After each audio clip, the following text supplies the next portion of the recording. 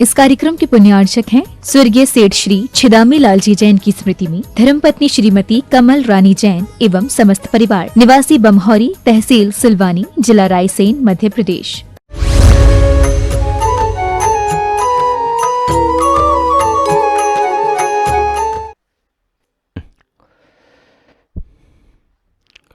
प्रश्नोत्तर रत्न मालिका में 12वें नंबर का श्लोक है। आचार्य महाराज ने प्रश्न किया और उन्हीं ने उत्तर भी दिया। प्रश्न क्या है? नलिनी दलगत जललव तरलम किम। प्रश्न क्या पूछा? नलिनी दलगत जललव तरलम किम, अर्थात कमलिनी पत्र पर पड़ी जल बिंदुवत चंचल क्या है? कमल के पत्तों पर पड़ी जल की बूंदों की तरह चंचल क्या है?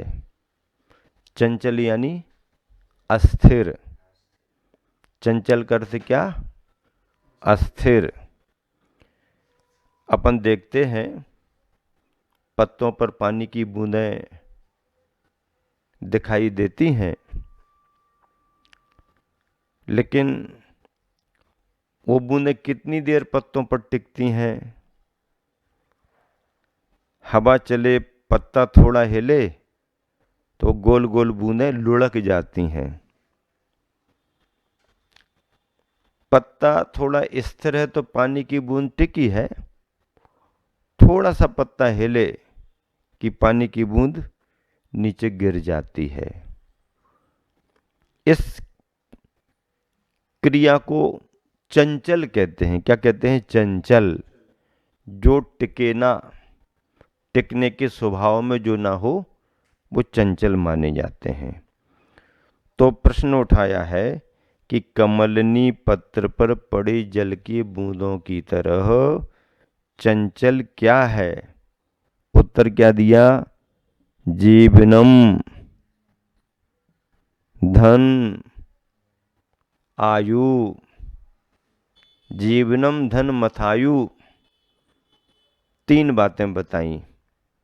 जीवन, धन और आयु। जीवन को भी चंचल कहा, धन को भी चंचल कहा, आयु को भी चंचल कहा। मतलब ये हमारे अनुसार चलने वाले नहीं। हम सोचें बहुत लंबे समय तक हमारी इच्छानुसार बने रहें, नहीं। जीवन मिला है, परिवर्तनशील है।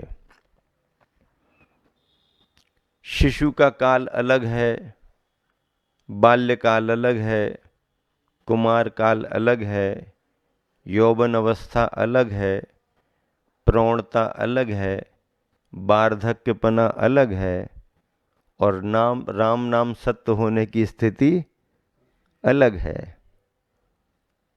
सब में परिवर्तन है। ये कोई बंधे हुए नहीं है, सब परिवर्तित होते रहते हैं। जीवन परिवर्तन का ही नाम है। परिवर्तनशील ही है जीवन, बदल रहा है। हम जी रहे हैं। किसे जी रहे हैं? जीव के अंदर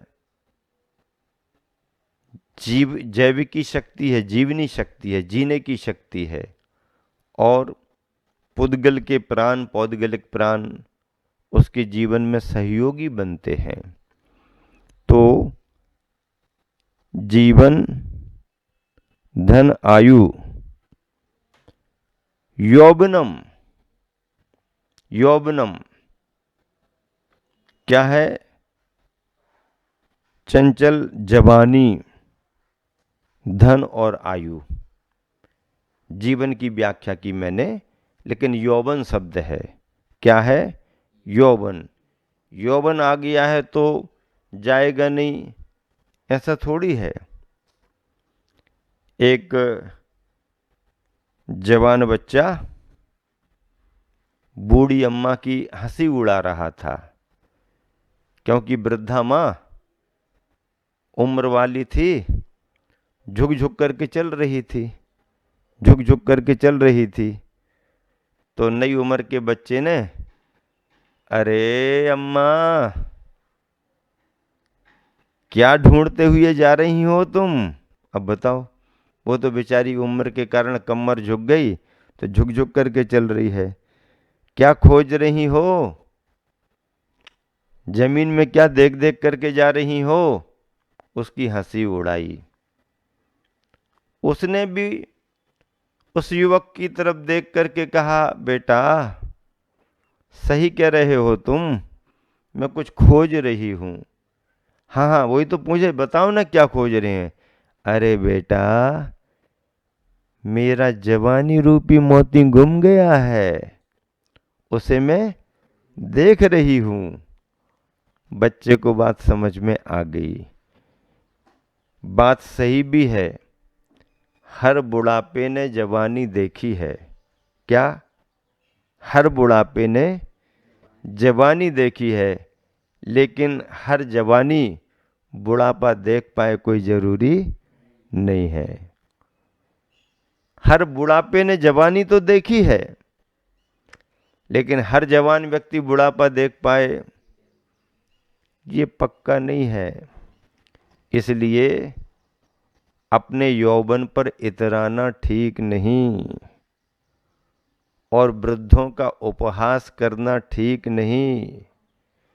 हाँ, वो तो समय का चक्र है, परिवर्तनशील है। यौवन के लिए चंचल कह दिया, यौवन को क्या कहा? चंचल है यौवन। धन चंचल है, आयु चंचल है, ये टिकने वाले नहीं है। कमलनी पत्र पर पड़े हुए जल की बूंदों की तरह जब तक टिके हैं, लुढ़क करके कब नीचे गिर जाएं पता भी नहीं।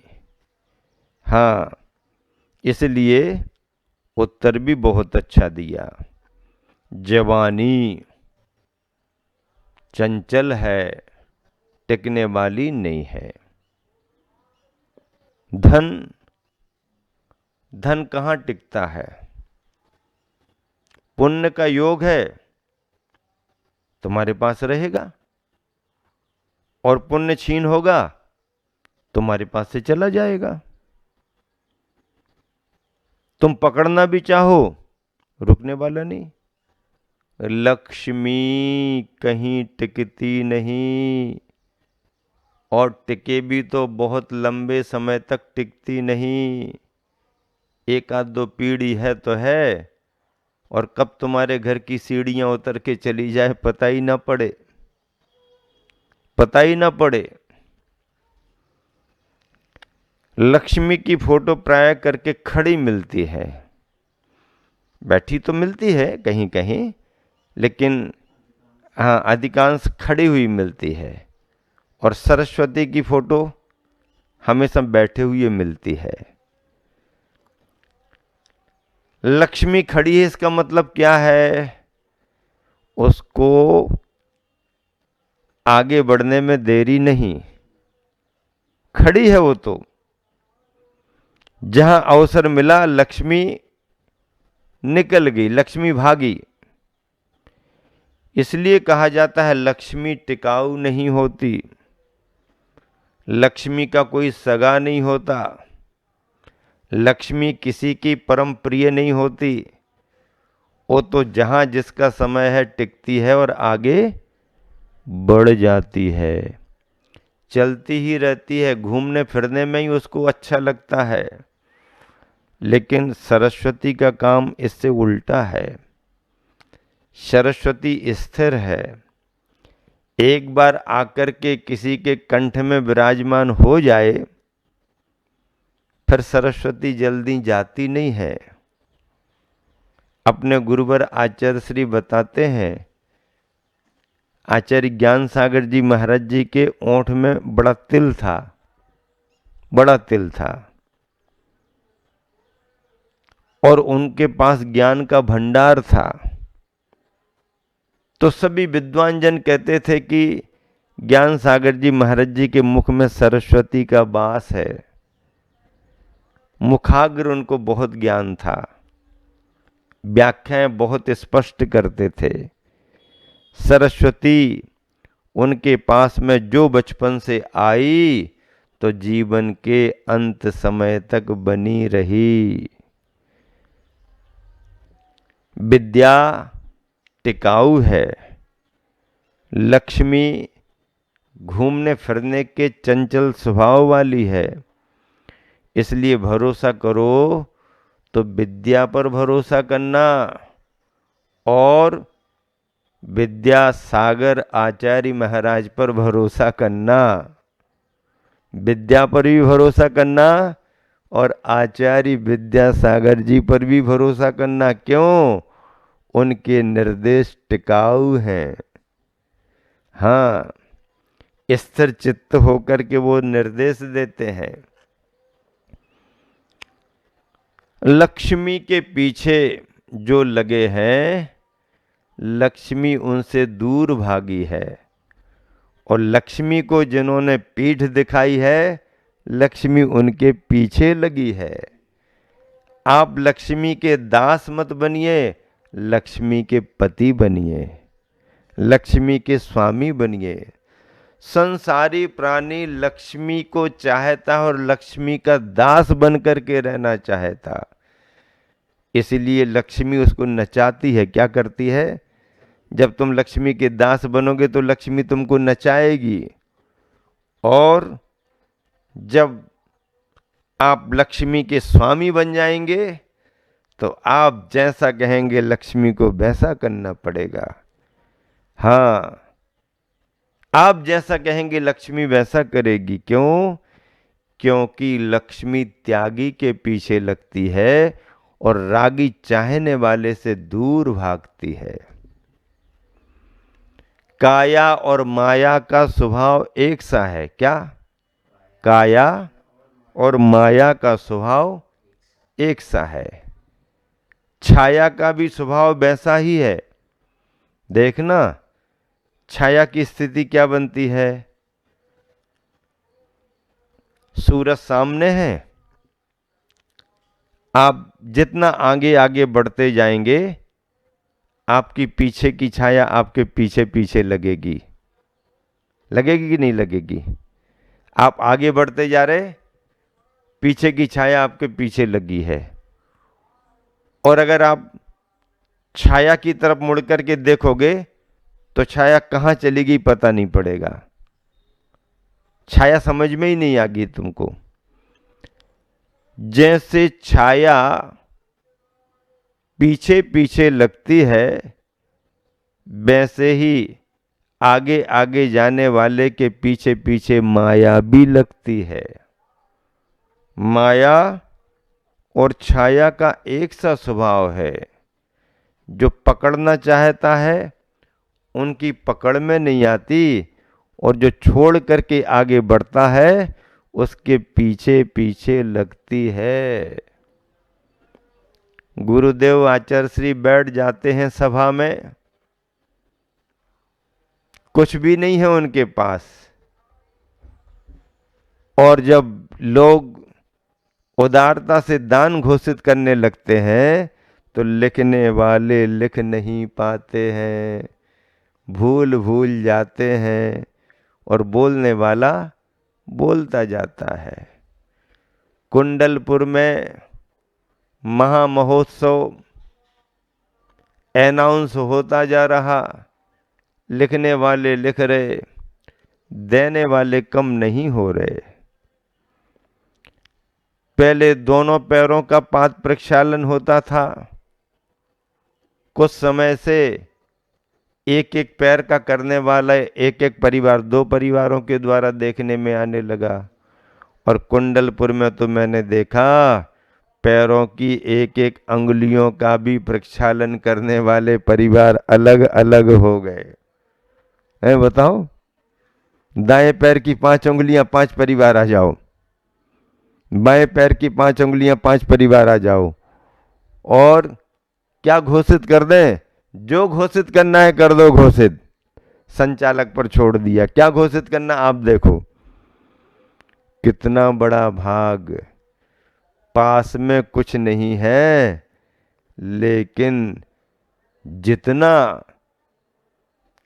जो चाहे उतना मिल रहा है।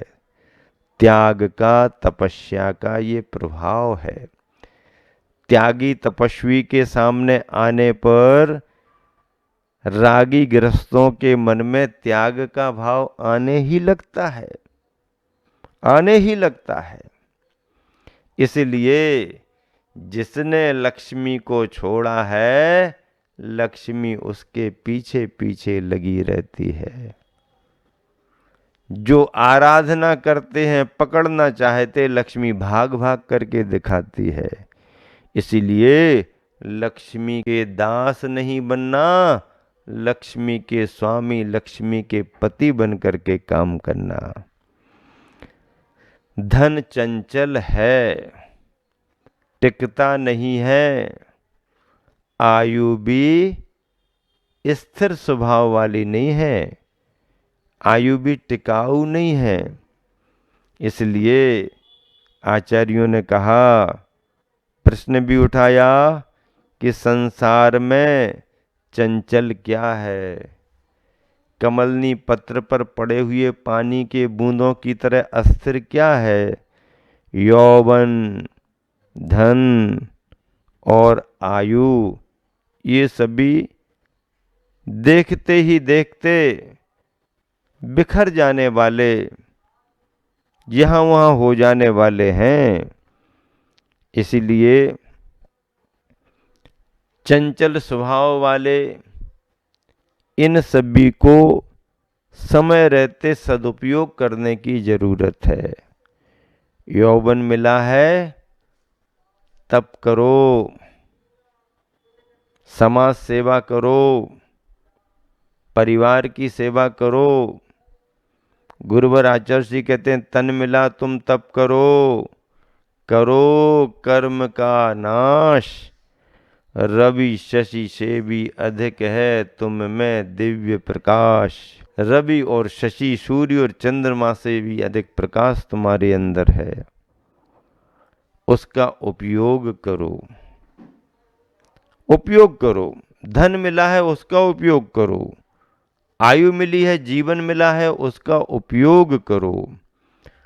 उपभोग करने में और उपयोग करने में अंतर है। उपभोग तुम्हारे लिए पतन की ओर ले जाएगा और उपयोग तुम्हारे लिए उत्थान की ओर ले जाएगा। इसलिए अस्थिर और चंचल स्वभाव वाले इन तीनों के लिए अगर ये मिले हैं तो इसका उपयोग करो।